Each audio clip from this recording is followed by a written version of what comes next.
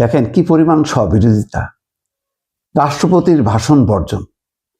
কিন্তু রাষ্ট্রপতির ভাষণের উপর আলোচনার জন্য জামাতের প্রধান শফিকুর রহমান 50 ঘন্টা বরাদ্দ চেয়েছেন।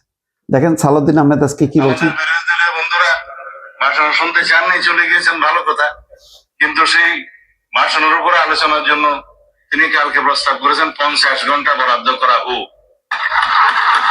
এখন যদি রাষ্ট্রপতির ভাষণের উপর 50 ঘন্টা আলোচনা হয়, ভালো, সংখ্যা অনুপাতে সেই সময় বরাদ্দ করা হবে, আমরা এপ্রিসিয়েট করি।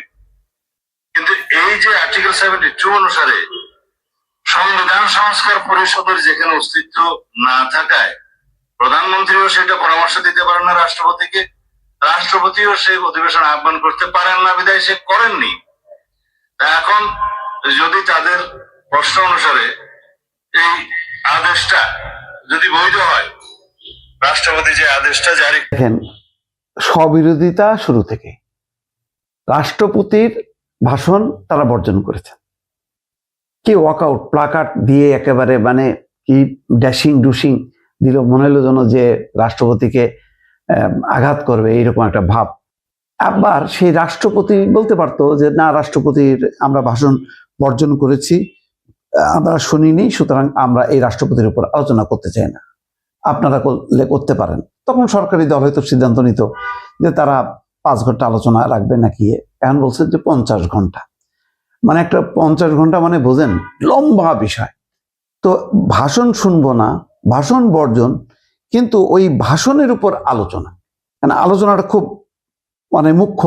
সেখানে ওই শেখ হাসিনার দুর্নীতির কথা বলা হয়েছে, শেখ হাসিনার স্বৈর শাসনের কথা বলা হয়েছে, শেখ হাসিনার গণ অভ্যুত্থানের সময় যেই শক্তি প্রয়োগ করা হয়েছে, তার ফ্যাসিজমের কথা বলা হয়েছে।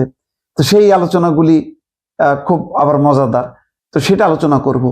তাহলে এক মুখে আমি কত কিছু বলতেছি, একদিকে বলতেছি বর্জন, সংসদ বর্জন, ভাষণ শুনবো না, আবার সেই ভাষণ নিয়ে আলোচনা করব।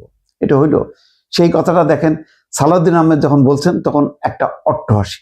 এখানে পুরোটাই হলো স্ববিরোধিতা। ওই যে সংবিধান সংস্কার পরিষদ বলতেছে, সংবিধান সংস্কার পরিষদ, তো সংবিধান সংস্কার পরিষদ যেহেতু সংবিধানেই নাই, এটা প্রধানমন্ত্রী রাষ্ট্রপতিকে কি বলবেন আর রাষ্ট্রপতি কি বলবেন, মানে কে আহ্বান করবে, যেহেতু সংবিধানেই নেই। সরকারি দল বারবার জোর দিচ্ছে যে আমরা চলছি সংবিধান অনুযায়ী, সংবিধান অনুযায়ী নির্বাচন, সংবিধান অনুযায়ী পার্লামেন্ট, এবং পার্লামেন্ট তার মতন করে চলবে।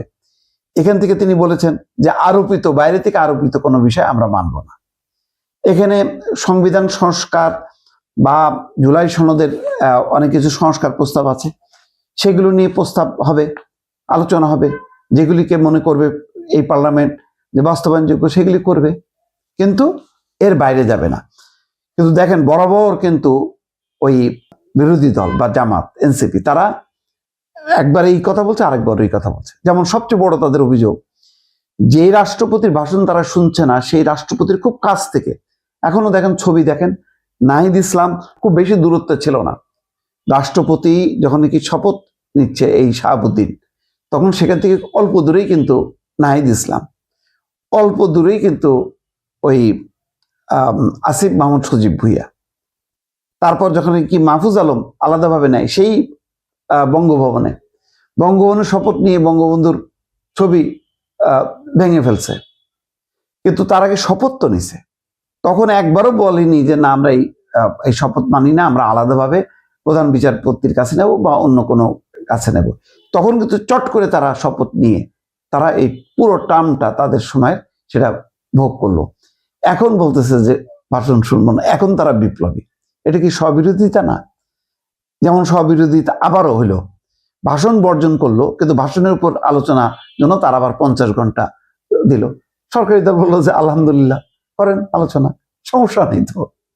তো বারবার কিন্তু ওই পাকে জড়াচ্ছে, নানা রকম পাকে জড়াচ্ছে কিন্তু জামাত এবং এনসিপি।